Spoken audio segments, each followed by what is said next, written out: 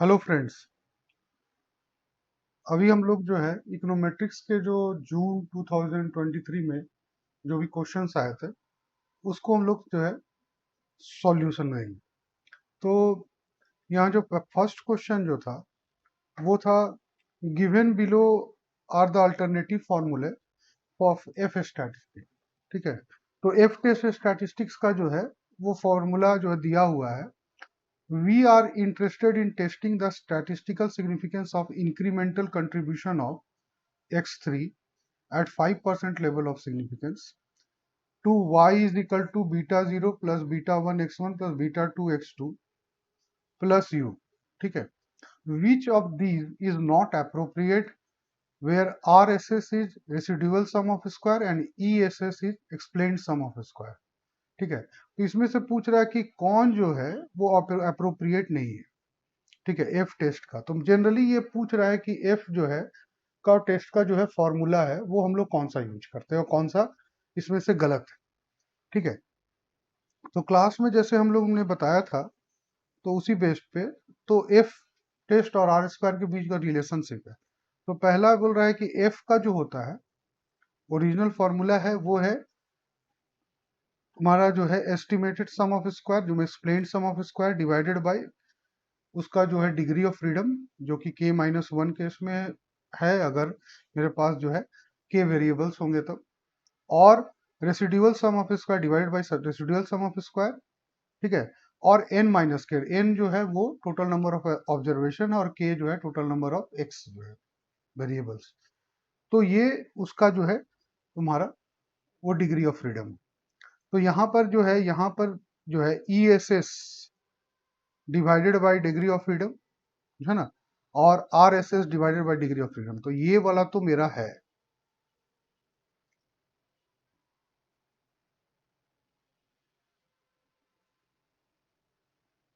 तो यहाँ पे जो है ये सेकेंड वाला तो मेरा है।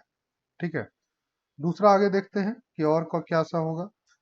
तो अगर इसको आर स्क्वायर के में करें तो R square divided by degree of freedom 1 - R square divided by degree of freedom. तो ऐसा कोई अगर मेरा मेरा है तो क्या, तो देखो ये वाला फोर्थ वाला R square divided by degree of freedom 1 - R square divided by degree of freedom, तो ये भी है।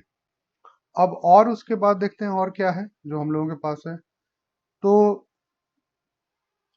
एफ और आर का और है कि F is equal to R square है ना of unrestricted regression minus R square of restricted regression divided by degree of freedom, और R square divided of unrestricted regression divided by degree of freedom. तो ऐसा वाला है क्या, तो देखते हैं R square unrestricted minus restricted degree of freedom 1 - R square unrestricted, तो ये भी है मेरे पास।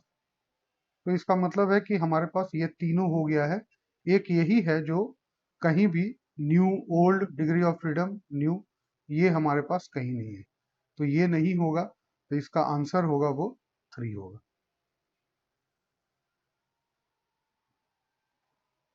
ठीक है, तो इसमें फॉर्मूला ही केवल पूछ रहा था, कुछ एक्स्ट्रा नहीं पूछ रहा था। आप अगर फॉर्मूला जानते हैं तो देखा है तो वो इसका आंसर आप कर सकते हैं। नेक्स्ट क्वेश्चन पे आते हैं। उसमें दिया हुआ है ये कि which of the following are not symptoms of multicollinearity in a regression model. तो मल्टीकोलिनिटी का जो है सिम्टम्स कौन नहीं है। ठीक है, मतलब जो टेस्ट जो करते हैं मतलब उसमें क्या चीज हम ढूंढते हैं यही पूछ रहा है। ठीक है, तो उसमें जो है 5 ऑप्शन दिया हुआ है।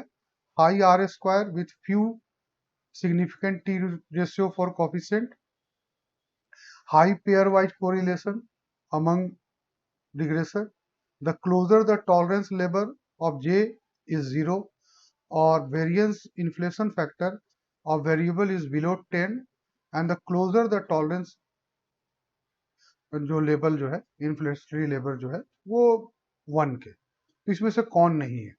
तो आर स्क्वायर यहाँ पर हम लोग जो टेस्ट में दिए हैं तो ये क्लास में ही गया था कि high R square but few significant t ratio, तो ये वाला तो है इसमें, तो फर्स्ट वाला तो मेरा हो गया। सेकंड है high pair wise correlation among regression, तो ये भी हो गया बी। सी जो है the closer the tolerance level is to 0, तो हम लोग देखते हैं कि टॉलरेंस लेवल के बारे में क्या बोलता है। तो बोलता है कि यहाँ पर देखो, one could use the tolerance level J as a measure of multi-clonality in view of the intimate connection with the VIF. तो TOI और VIF आपस में closely related. The closer TOI is to zero, the greater the degree of collinearity of the variable. तो कब होगा? जबकि zero होगा तब. तो थर्ड वाला राइट हो गया.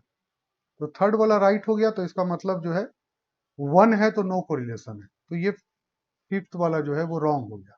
और variance inflation factor is variable is below 10. तो यहाँ पर हम लोग देखेंगे कि the larger the value of BIF the more troublesome of collinear variable x. As a thumb rule, if BIF is variable exceed 10 बोल रहा है, जबकि यहाँ पे हमको दिया हुआ है बिलो 10, तो ये भी नहीं होगा. तो इसलिए हमारे पास ABC होगा. जो नहीं हो रहा है वो कौन सा है? तो D और E. तो आंसर हो गया D एंड E. तो सेकंड है, तो जो हम लोग क्लास में पढ़ाते हैं लगभग उसी से आता है. तो हम लोग सारा चीज कवर करते हैं इकोनोमेट्रिक्स में, और लगभग क्वेश्चन उसी से आता है. ये हमारे क्लास का ये स्लाइड है. उसके बाद पूछ रहा है नेक्स्ट जो है, Hausman specification error test is used to test whether an exogenous variable is correlated with the error term. Hausman test में इंडोजेनस वेरिएबल कोरिलेटेड है एरर टर्म से नहीं, इसका टेस्ट होता है. इसका आंसर डायरेक्ट 2 होगा, बाकी सब गलत है. ठीक है, तो इसका आंसर 2 होगा.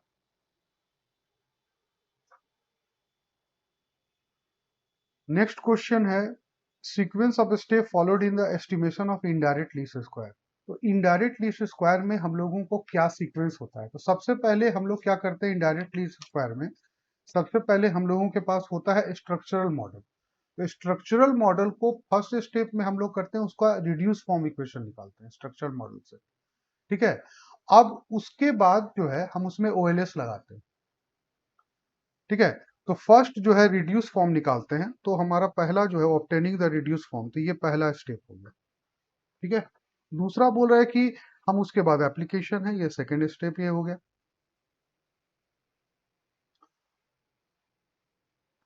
और उससे भी पहले जो है हम लोग सबसे पहले आइडेंटिफाई करते हैं कि मॉडल कैसा है, कि इनडायरेक्ट लीस्ट स्क्वायर जो है वो एग्जैक्ट अगर होता है तभी लगता है.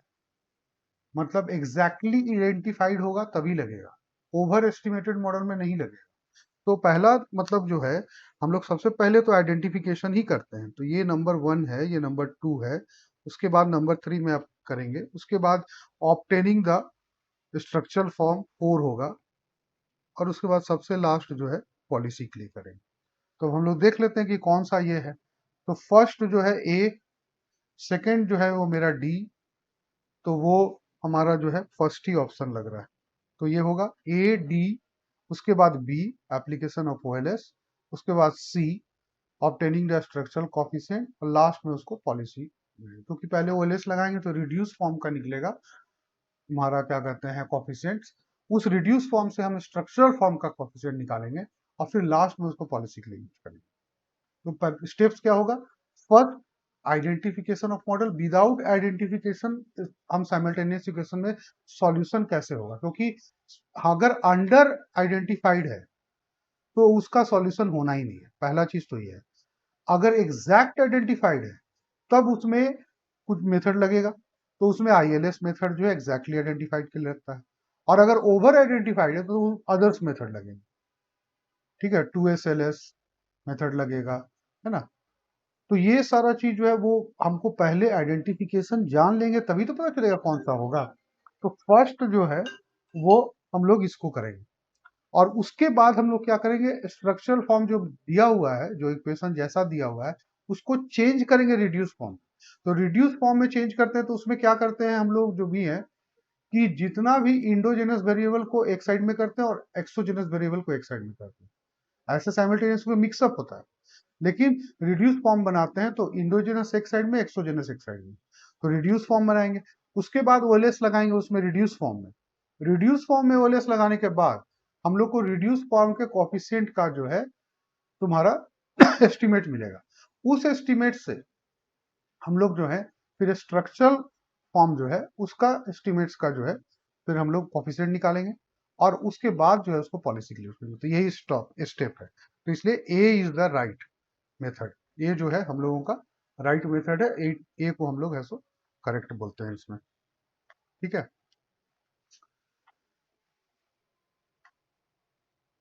उसके बाद नेक्स्ट क्वेश्चन है प्रॉपर्टीज ऑफ सफिशिएंट एस्टिमेटर। अब ये सफिशिएंट एस्टिमेटर क्या होता है? तो प्रॉपर्टीज ऑफ गुड एस्टिमेटर में क्या होता है कि ये अनबायस्ड होता है, दूसरा कंसिस्टेंट होता है, तीसरा एफिशिएंट होता है, चौथा सफिशिएंट होता है। ये चार प्रॉपर्टीज है, प्रॉपर्टीज ऑफ गुड एस्टिमेटर। ठीक है। तो अब यहाँ पे हमको पूछ रहा है कि सफिशिएंट एस्टिमेटर।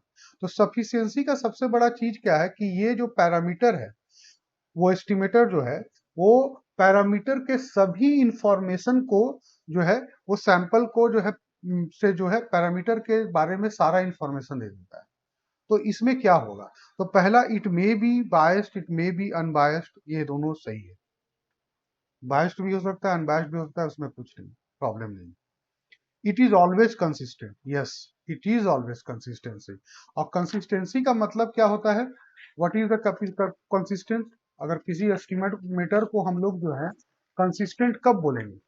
तो एस्टिमेटर कंसिस्टेंट जब होगा कि रियल वैल्यू ऑफ जो पैरामीटर है ना, वो यूनिटी से के लगभग में लाई करेगा। मतलब जब n टेंड्स टू इंफिनिटी होगा तो पाई जो मान लो अगर बीटा हैट माइनस बीटा जो है वो 1 की तरफ टेंड करेगा, उसको रियल वैल्यू की तरफ आएगा।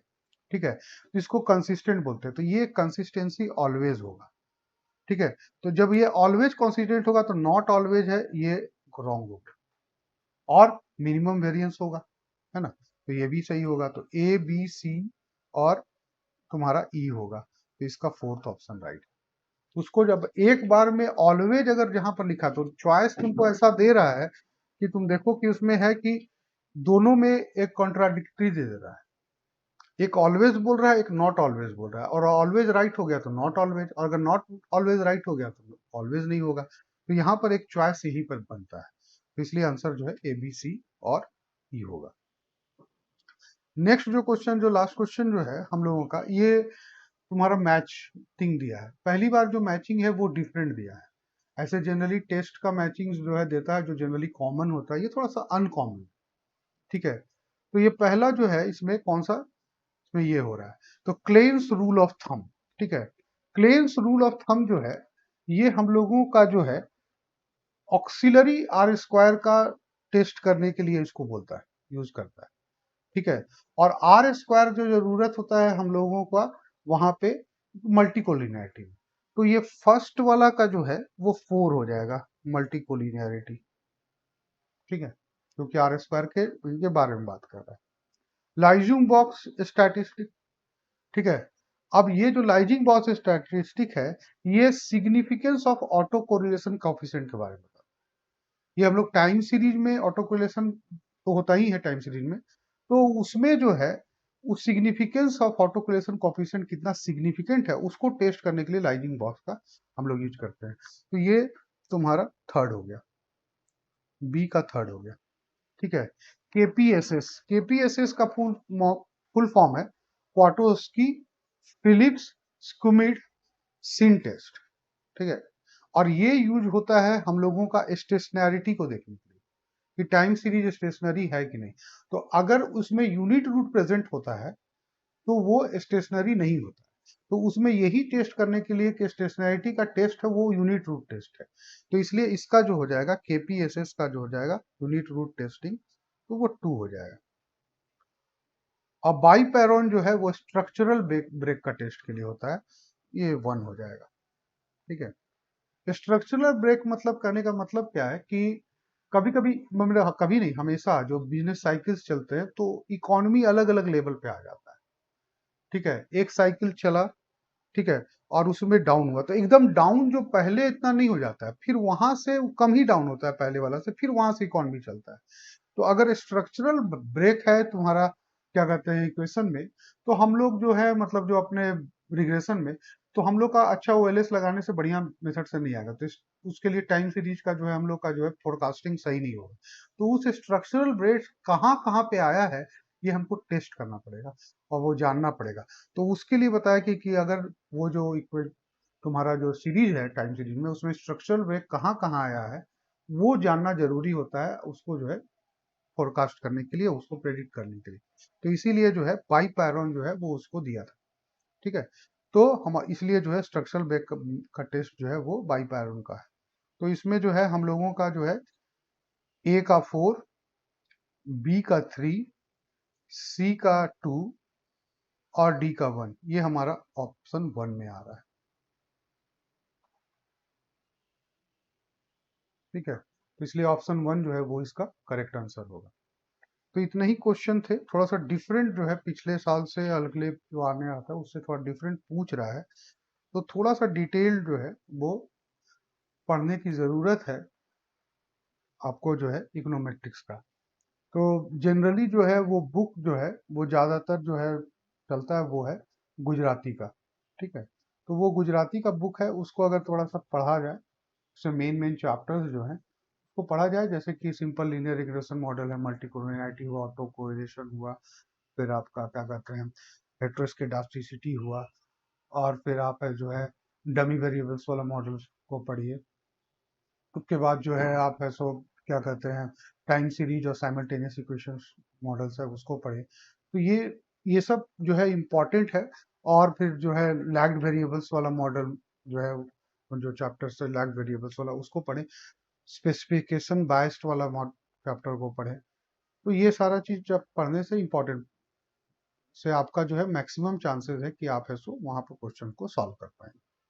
बाकी तो हम लोग जो क्लास में जो है पढ़ाते ही हैं, लेकिन आप अभी अपने से भी पढ़ रहे हैं, तो आप ये जो है गुजराती की बुक फॉलो करें, और जो चैप्टर्स हमने भी बताए हैं उस पर ज़्यादा ज़्यादा फोकस करने की ज़रूरत है। तो थैंक यू, होपफुली जो एक्सप्लेनेशन समझ में आएगा। कुछ भी क्वेश्चन होगा तो आप जो है चाणक्य ग्रुप के जो है डिस्कशन ग्रुप में पूछ सकते हैं, या फिर जो है आप यूट्यूब में भी पूछ सकते हैं, हम लोग उसका रिप्लाई करेंगे।